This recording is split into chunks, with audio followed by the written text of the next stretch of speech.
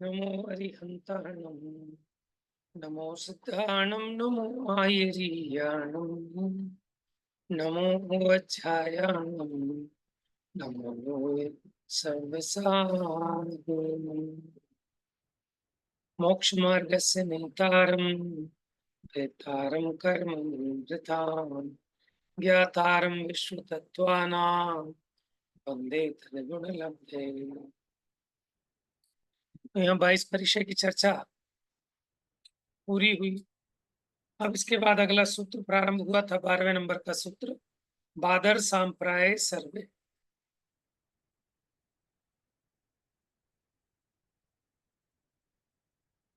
अब यह शिष्य पूछता है कि ये सब परिचय किस गुण स्थान तक उदय में आते हैं।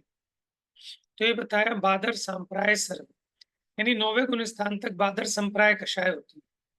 10वें गुण स्थान का नाम सूक्ष्म सांप्राय माने कषाय, सूक्ष्म कषाय होती है। लेकिन 9वें गुण स्थान तक तो सभी परिचय होते हैं। तो बादर सांप्राय सर्वे, बादर सांप्राय में सभी होते हैं, यानी 22 के 22 परिचय हो सकते हैं। लेकिन आप समझना, कुछ आपस में जैसे शीत और उष्ण है, उनमें से एक होगा एक बार में।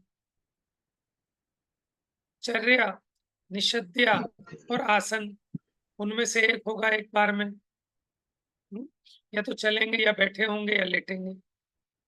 ठीक है, इस प्रकार से यानी 2 और 1 3 कम हो गया, यानी 19 परिचय हो सकते हैं फिर एक बार।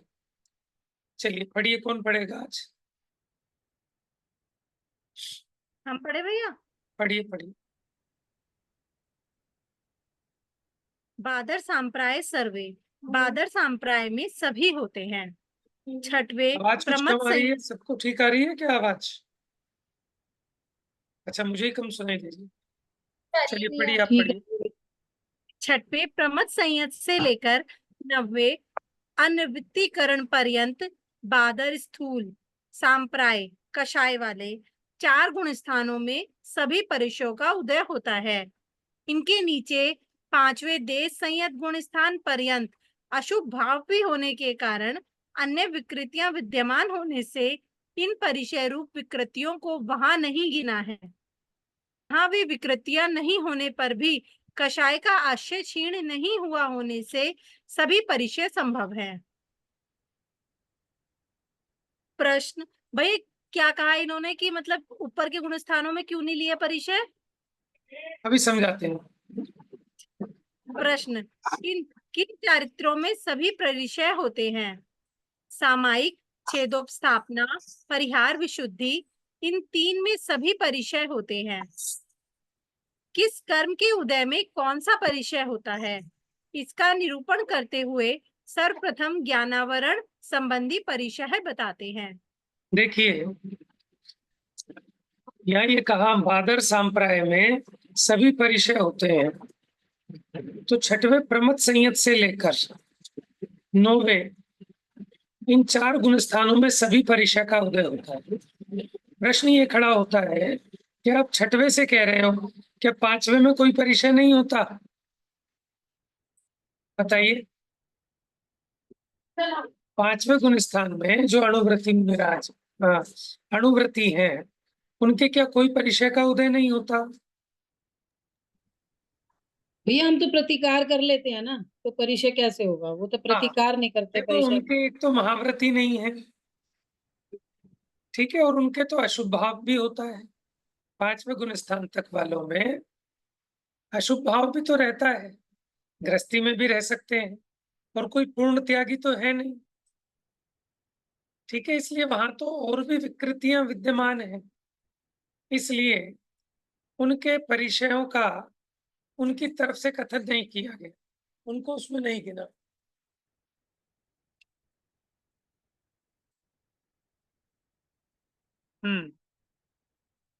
तो इसलिए यह बताया, इनके नीचे 5वें देश संयत गुण स्थान तक अशुभ भाव भी होने के कारण अन्य विकृतियां विद्यमान होने से इन परिचय रूप विकृतियों को वहां नहीं गिना। ये तो छोटी छोटी हैं, वहां तो बहुत विकार है अभी 5वें गुण स्थान, और वो पूर्ण त्यागी भी नहीं है, ठीक है, इसलिए वहां नहीं गिनाया। मुनिराज की भूमिका से ही परिचयों को गिनाया गया।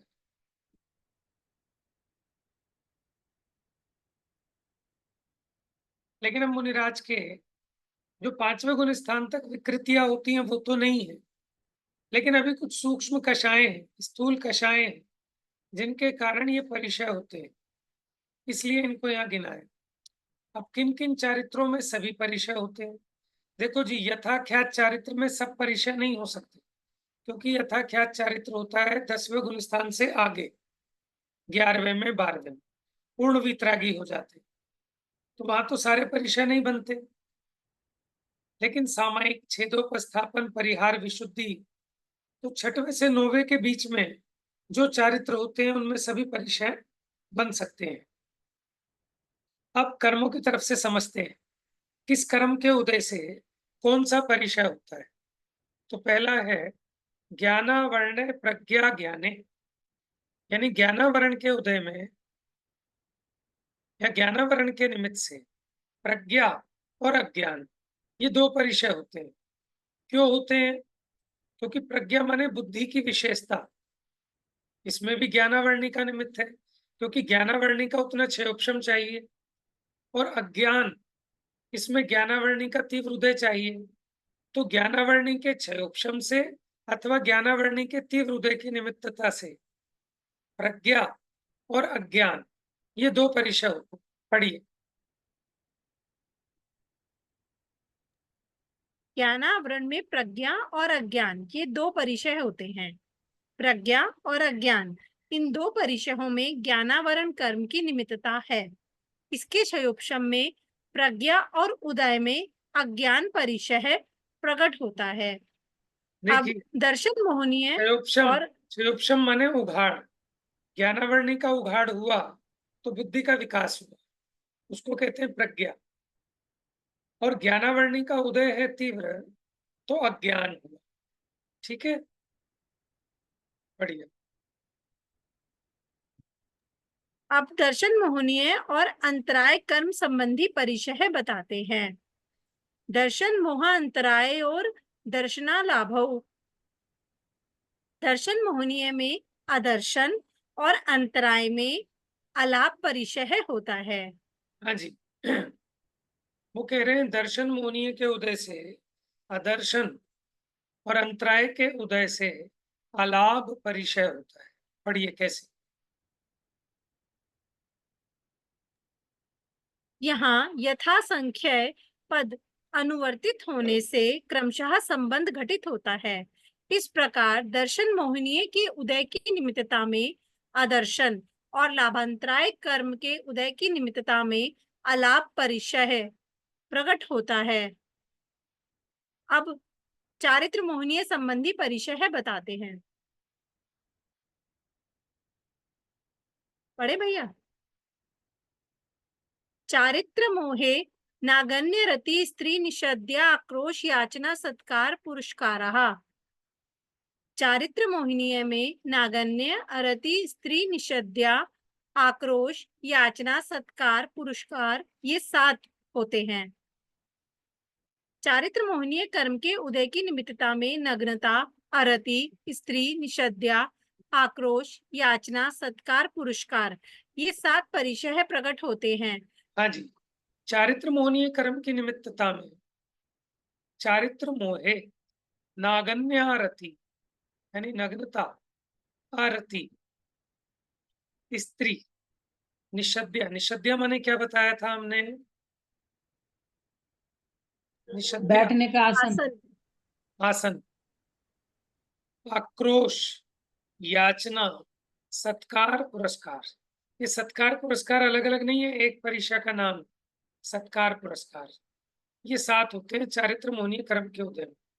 अब वेदनीय कर्म संबंधी वेदनीय शेषः, बाकी सब वेदनीय में पढ़ी।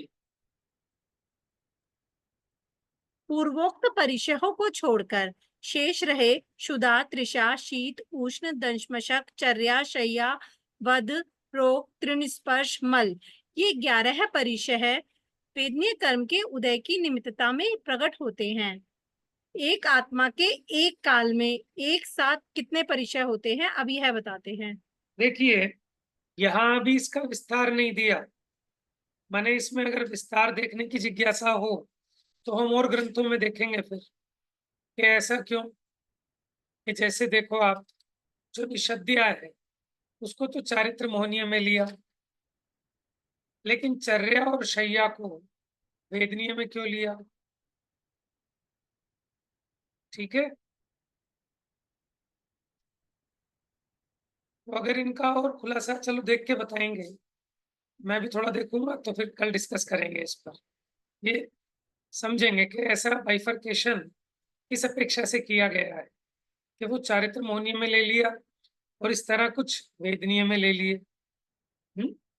अब देखिए, एक आत्मा में एक काल में एक साथ कितने परिचय हो सकते हैं अथवा होते हैं? एकादेवो भाज्या युगपदे कस्मिन्ने कौन विंशति। देखिए, इस प्रकार के कई सूत्र हैं। एकादीनी भाज्यानी युगपदे कस्मिन्ना चतुर्भ्य, एक ऐसे ही और है, ऐसे ही एकादीनी वाला तदादीनी भाजियानी, तदादीनी भाज्यानी युगपदे कस्मिन्ना चतुर्भ्य, उसको आदि में रखकर। देखो भैया, ये तत्वार सूत्र अगर आपने याद कर लिया ना कंठस्थ, तो आपने एक तरीके से पूरा जिनागम आपकी मुट्ठी में है। कहते ना, कर लो दुनिया मुट्ठी में।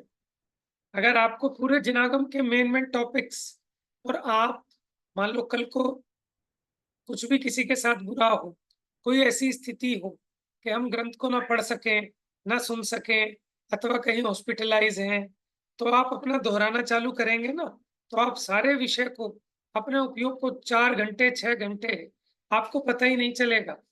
आपका उपयोग माने धर्म ध्यान में गुजरेगा। इसलिए हमें इन चीजों को कंठस्थ करना चाहिए। आप लगा लगा के देखो एक एक सूत्र को, आपकी सामायिक हो जाएगी एक तरह से। ठीक है ना, इस प्रकार अभ्यास, स्वाधीनता का अभ्यास बढ़ाना चाहिए, क्योंकि अभी तो पराधीन है ना हम शास्त्र के आश्रय। कई बार ऐसी दशा होती है कि शास्त्र को छूना नहीं, ठीक है, बेड पे पड़े हैं, हॉस्पिटल में हैं, है, वह सुन नहीं सकते, लेकिन विचार करने की तो मनाही नहीं। अपवित्र है पवित्रो वा, सुस्थितो दुस्थितो वा, या स्मरेत परमात्मानम सा बाह्याभ्यंतरे शुचि। जो परमात्मा का स्मरण करता है उसकी अंतर और बाहर से पवित्रता होती है।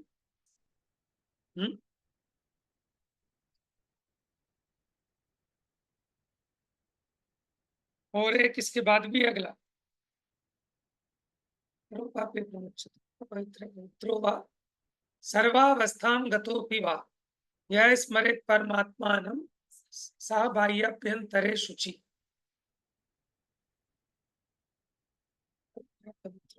स्थितो दुस्थितोऽपि वा, ध्यायेत् पंचनमस्कारं सर्वपापै प्रमुच्यते।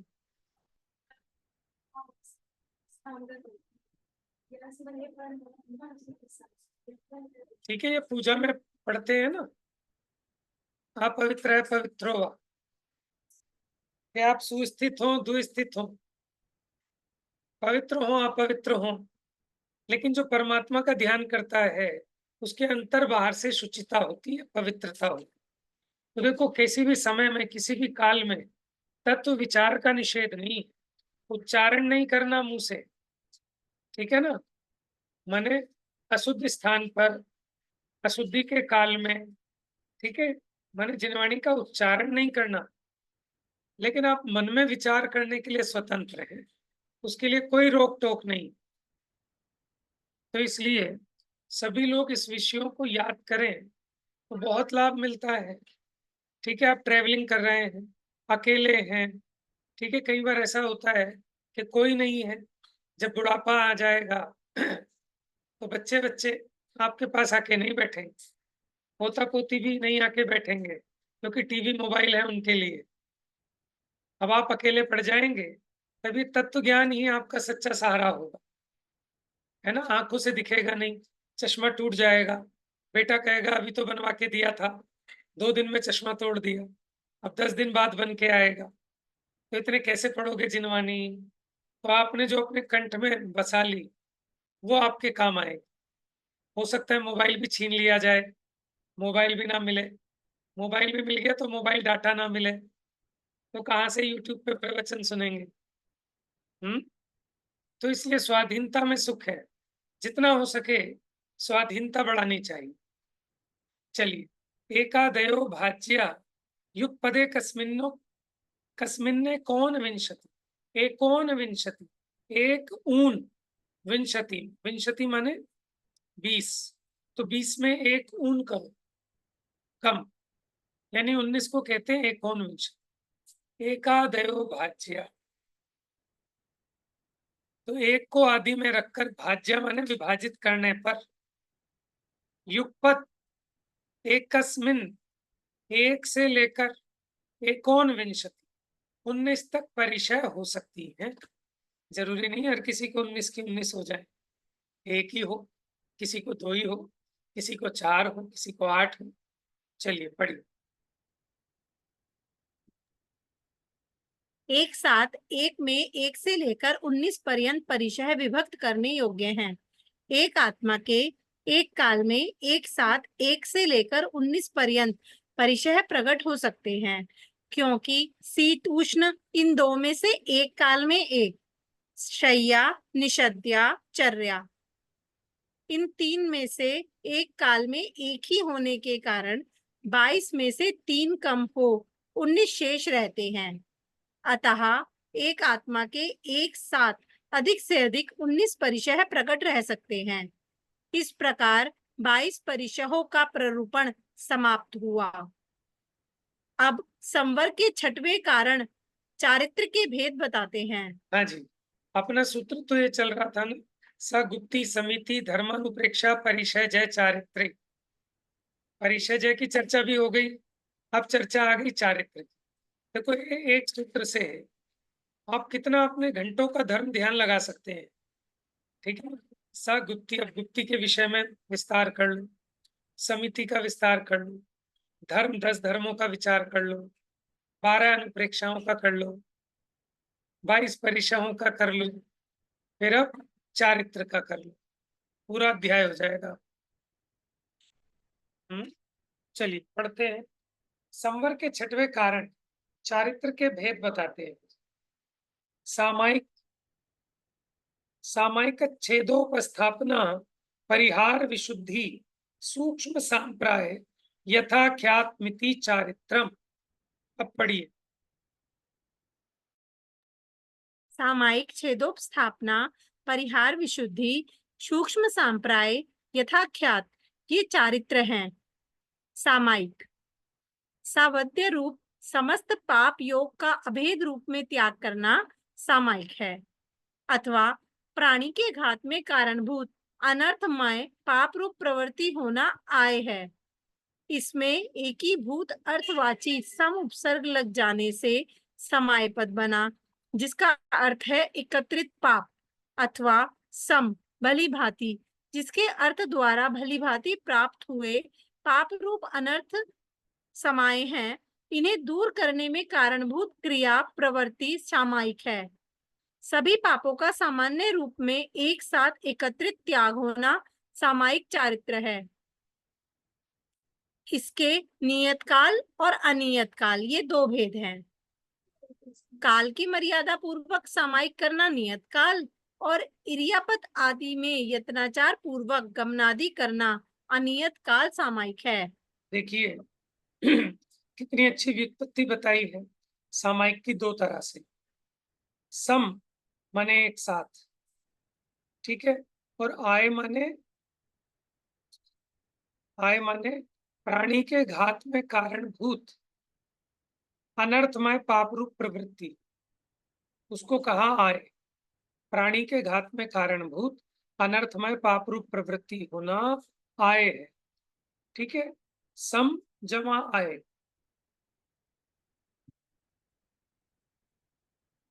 जिसका अर्थ है एकत्रित पाप, अथवा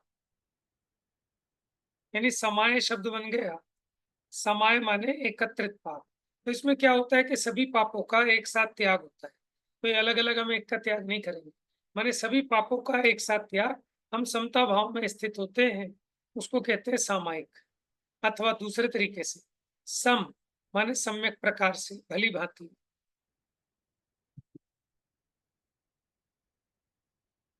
सम यानी भली भांति, जिससे अर्थ हुआ भली भांति।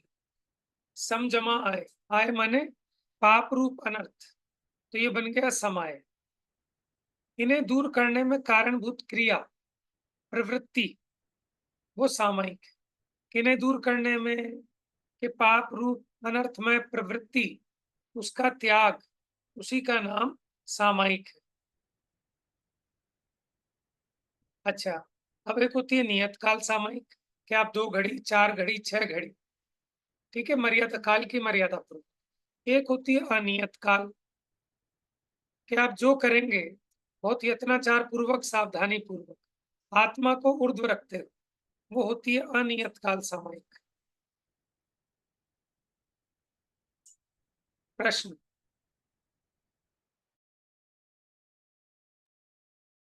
इस स्वरूप वाली तो गुप्ती भी है, तब फिर गुप्ती और सामायिक में क्या अंतर है?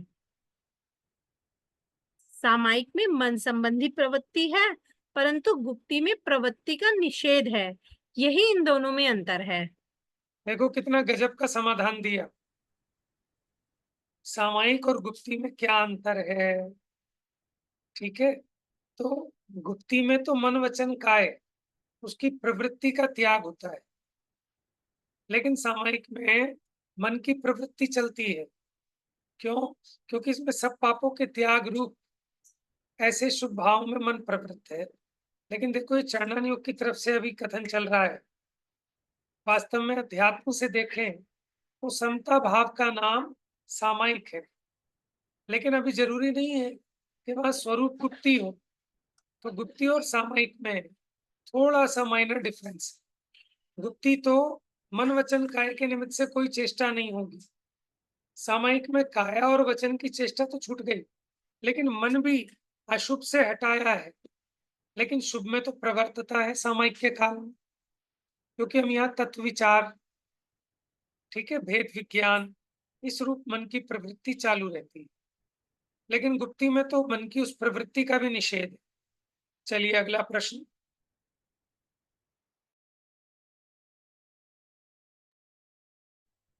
सामायिक को प्रवृत्ति रूप मानने पर उसके समिति पने का प्रसंग आता है। सामायिक वाले मुनि को प्रवृत्ति का उपदेश होने के कारण जिसमें प्रवृत्ति होती है उसे समिति कहते हैं। इस प्रकार सामायिक कारण और समिति कार्य है, इनमें कारण कार्य का अंतर है। इस प्रकार गुप्ती और समिति से सामायिक पृथक है। देखिए आपको समझ में आया। अभी हमने पीछे अनियत काल सामायिक बताई थी ना,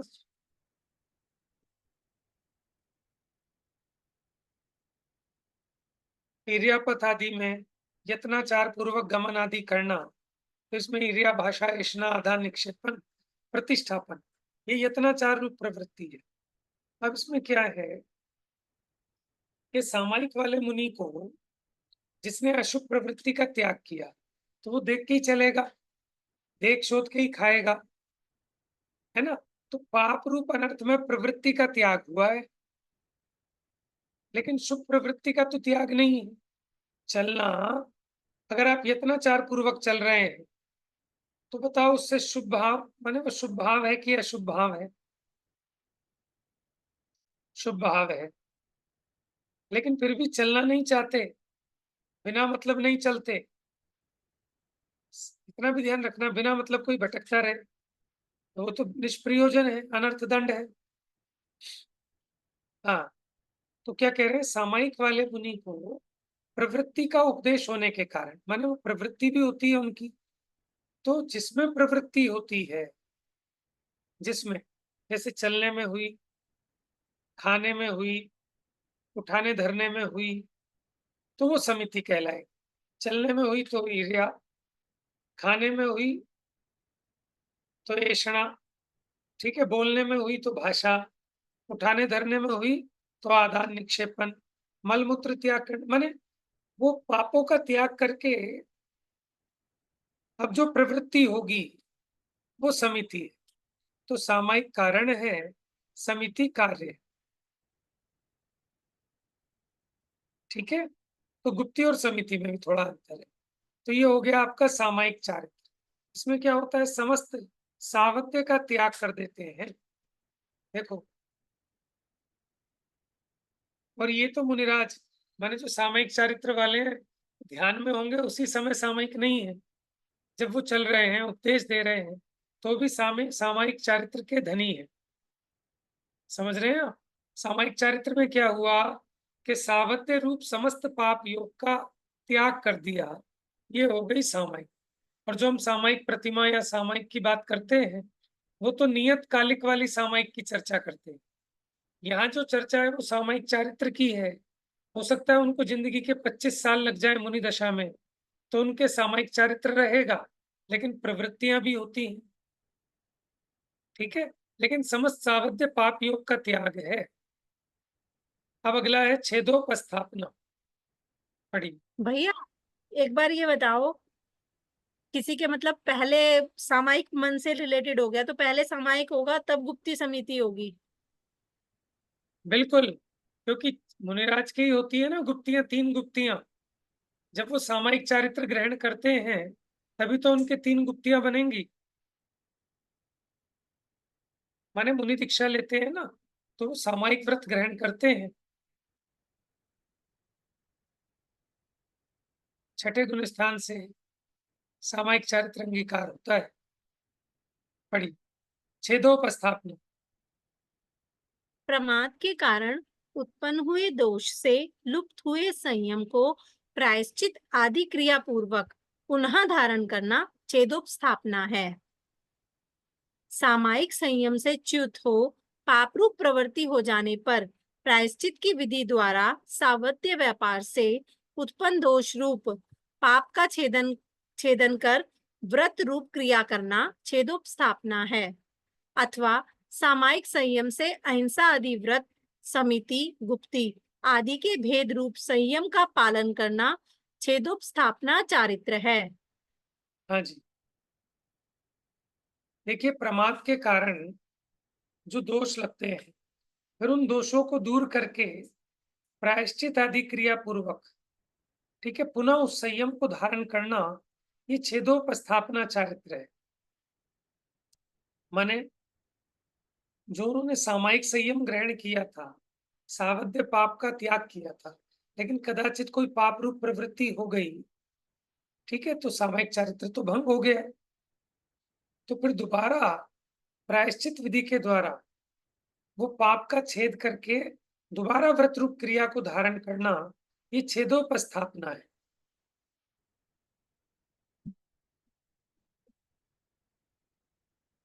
अथवा सामायिक संयम में अहिंसादि व्रत, समिति, गुप्ती आदि के भेद रूप संयम का पालन करना छेदोपस्थापना चारित्र है।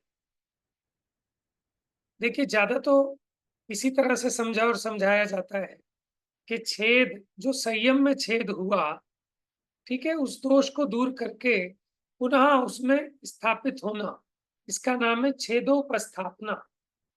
माने जो संयम से च्युत हुए थे, अपने को वापस उस संयम में पुनर्स्थापित करना, इसका नाम छेदोपस्थापना चारित्र है। परिहार विशुद्धि चारित्र।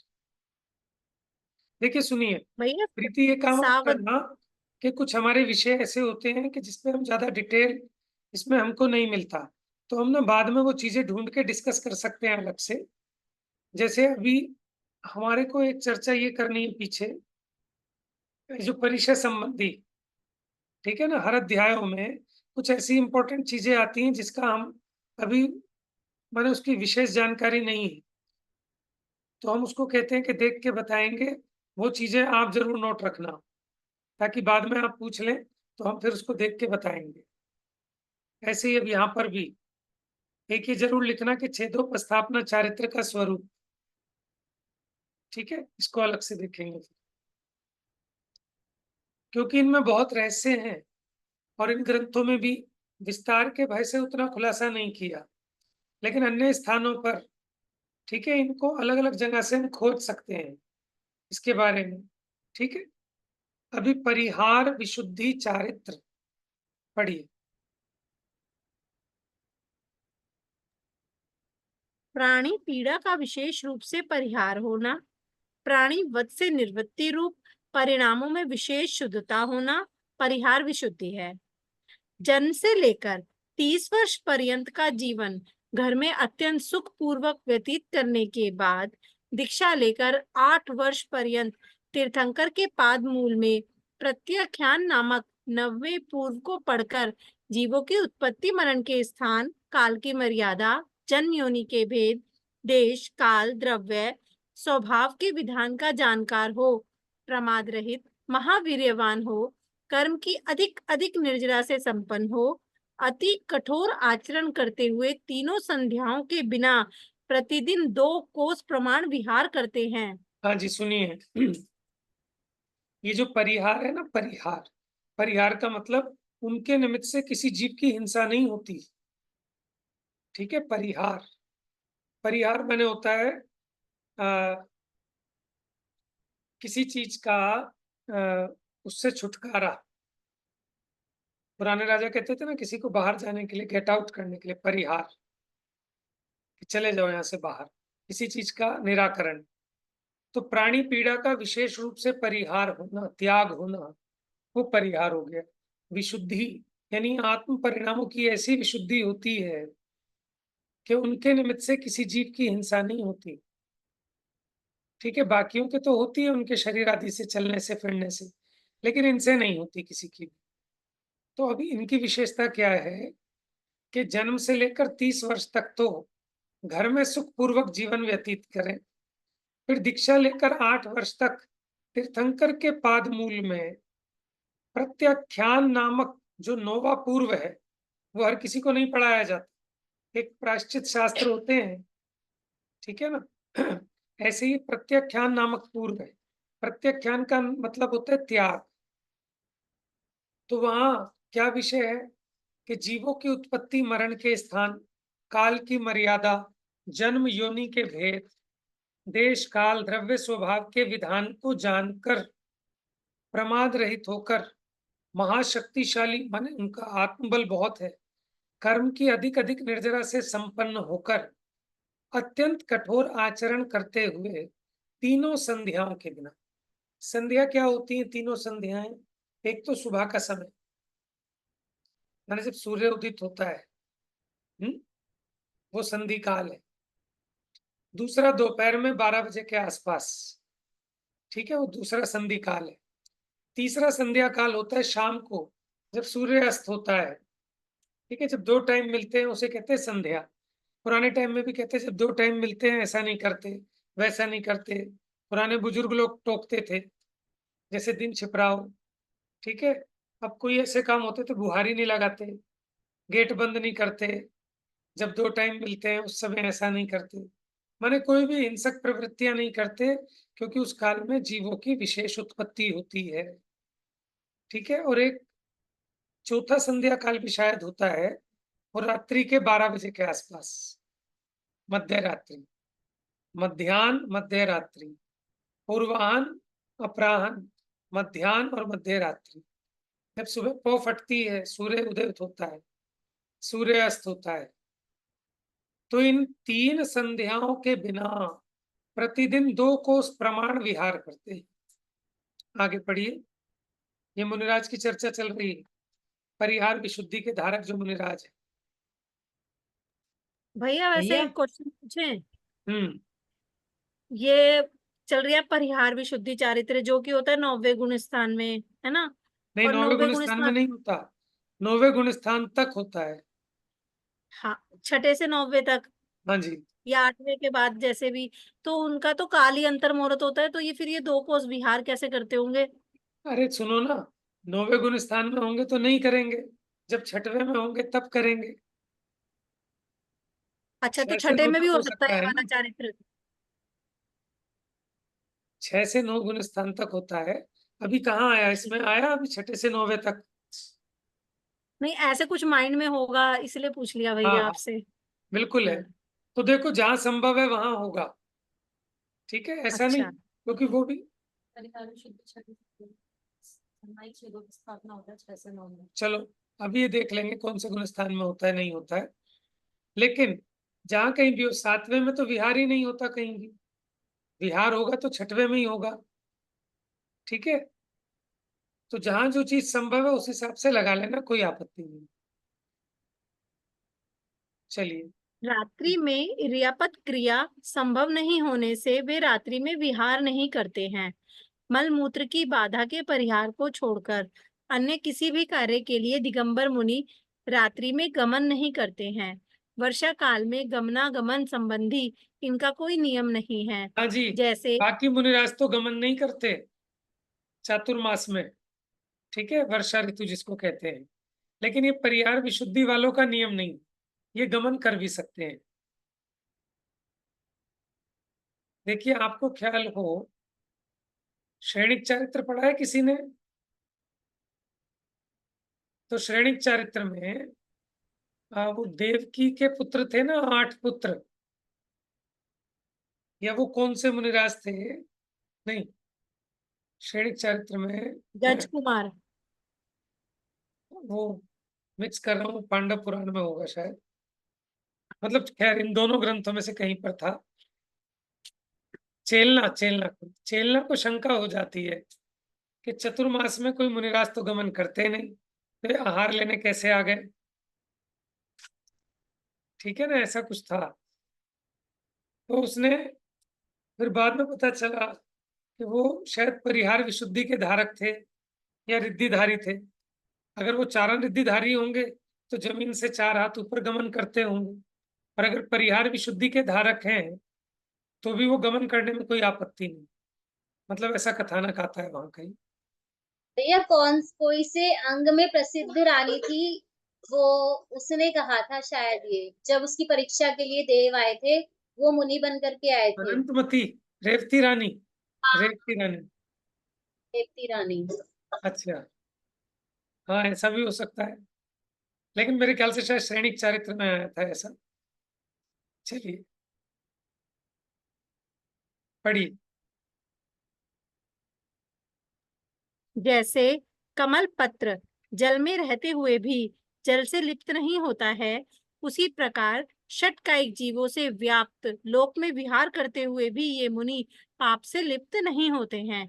इनमें किसी भी जीव को बाधा उत्पन्न नहीं होने के कारण यह परिहार विशुद्धि चारित्र कहलाता है।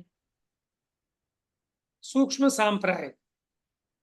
सूक्ष्म सांप्राय सूक्ष्म स्थूल प्राणियों की पीड़ा के परिहार में प्रमाद रहित हो, आत्म स्वभाव के अनुभव में वृद्धिगत उत्साहवान अखंडित क्रिया वाले, सम्यक दर्शन ज्ञान रूप प्रचंड पवन द्वारा प्रज्वलित विशुद्ध आशयमय विशिष्ट ध्यान रूपी अग्नि की शिखा द्वारा कर्म रूपी ईंधन के दग्ध हो जाने से कषाय रूपी विष के अंकुर क्षीण हो जाने के कारण विनाश के सम्मुख हुए मोह युक्त मुनि के सूक्ष्म सांप्राय चारित्र होता है। ये सूक्ष्म सांप्राय कौन से गुण स्थान में होगा? 10वें। हाँ सिर्फ 10वें में, क्योंकि वहीं पर सूक्ष्म है। प्रश्न।